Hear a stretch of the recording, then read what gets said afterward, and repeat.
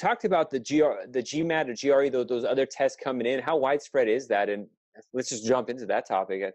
Yeah, so the big interesting thing now as well on the admissions side is that a lot of law schools have started accepting applicants with GRE scores in place of LSAT scores. Hmm. The LSAT's been the only game in town for like all of history since 1948. Yeah. And it has a strong demonstrated correlation with first year law school grades.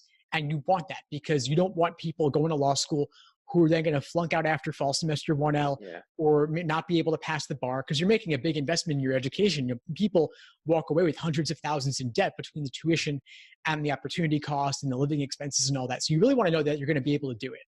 And the GRE, in my opinion, has not demonstrated the same level of correlation with 1L grades.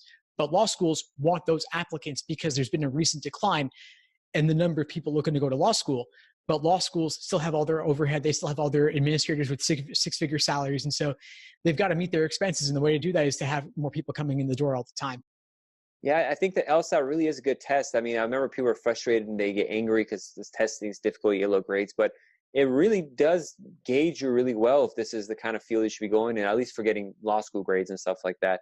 And I guess thinking like a lawyer. So how widespread is it? Do a lot of this, I think a lot of the top tier schools has been the switch already, right? Yeah. So it started with some of the lower tier schools, like University of Arizona was a big one.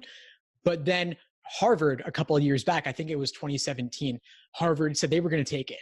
And if Harvard says they're going to do something, then everyone else feels comfortable doing it too. So quickly after that, a lot of the T14 follows suit, top 14 law schools followed suit.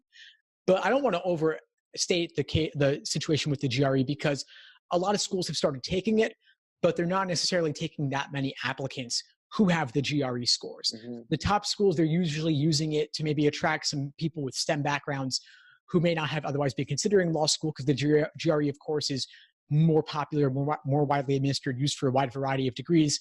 And so if someone took it and maybe is considering law school, then they think about it, they're ready to go. They don't have to suddenly start studying for a whole other test altogether.